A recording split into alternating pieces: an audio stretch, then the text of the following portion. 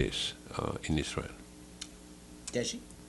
Hi, Mr. Lazzarini, shooter with China Central Television. I have two questions. We know there's a funding issue of UNRWA. You just mentioned you're the largest employer in Gaza. You have 12,000 local staff there. How did you pay them, or do they receive salary from UNRWA? That's the first question. And secondly, we know the difference between last time here and this time is there's a major ceasefire. After the ceasefire, you just mentioned you have scaled up operations, but for UNRWA particularly, what would be currently the challenges still facing? And is there any positive change in the relationship between UNRWA and the Israeli Authority? Thank you. Short answer on the salary, yes, they're still paid. As you know, it's very unsettling in UNRWA because we are constantly on the edge of the cliff of a financial implosion.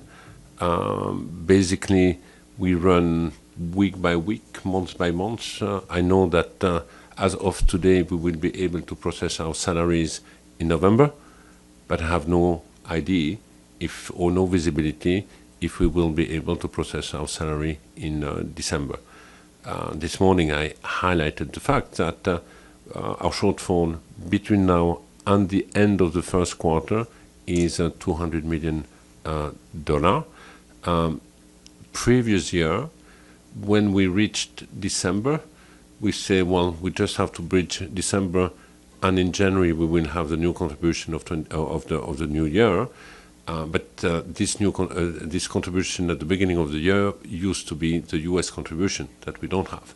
So we will not have the big influx of money at the beginning of January 26, and this is the reason why I'm stressing, highlighting the gap between now and the end of the first quarter, because we know that after the first quarter, many of our traditional donors will start to process their contribution of 2026. But so far, the salaries in Gaza and elsewhere across the region have been processed. You also heard me that we have put in place a number of drastic cost control measures across the agency, which has allowed the agency to, I would say, to save. It's not necessarily to save, but to prevent the spending of an additional 150 million US dollar. The second question was on. Sorry. The challenges with the ceasefire. What is the major challenges and the relationship between UNRWA and Israeli Authority? You know, the main challenges, and this has been my key ask, is we need to safeguard the operational space of the agency in Gaza. That's challenge number one, to acknowledge that the agency is a vital, key partner, an invaluable asset for the international community to help to consolidate the ceasefire and to be part of a successful recovery. I think that common understanding is absolutely key. Then we need obviously to find ways to bring back our supply, either through partners or directly through UNRWA, but at least the supply has to come in. And I would say in an ideal world to bring back the international staff, which is not yet back in Gaza.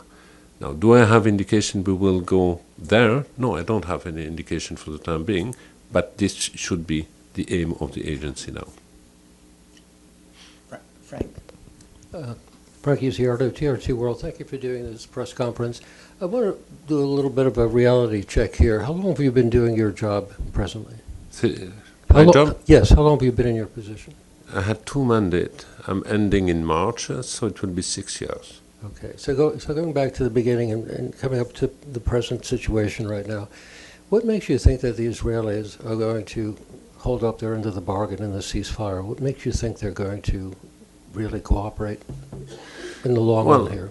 The first thing is there is no bill which prevents the agency to operate in the occupied Palestinian territory.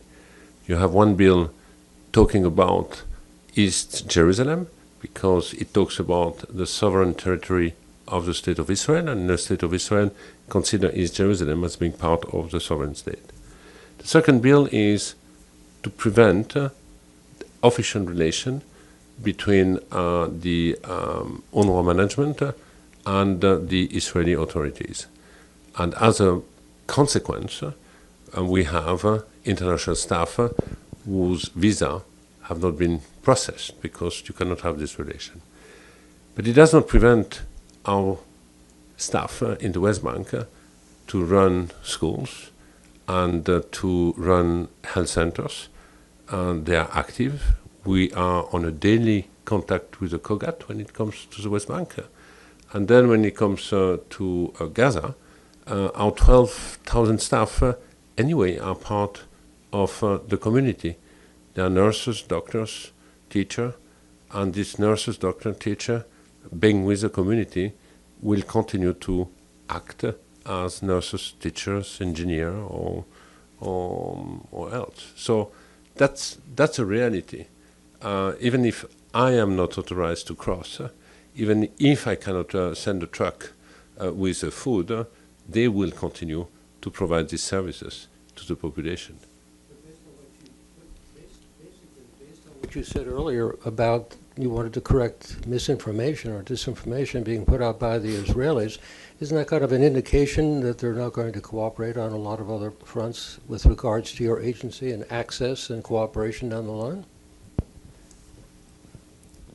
It might be an indication of a lack of cooperation, but first we will see in the coming days, a week, a possible adoption of a resolution of the Security Council.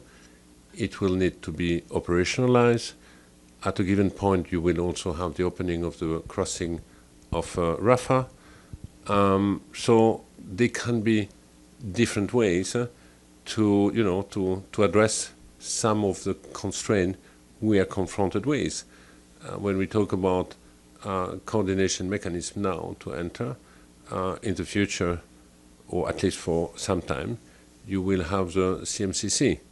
So we have to look at all these pieces being put in place, but ultimately the message here is we need to keep this space to make sure that those who have the expertise, the manpower, and the community trust be able to provide the services that anyone wants to see to be delivered to the population. And my point before was to say there is a build-up perception that we are not active at all, and the reality is far from being the case. Thank you. Islam? Thank you, Mr. Lazzarini. Islam Doğru from Anadolu Agency. At the fourth committee, you warned today UNRWA may not sustain operations beyond early 2026. If new funding doesn't materialize,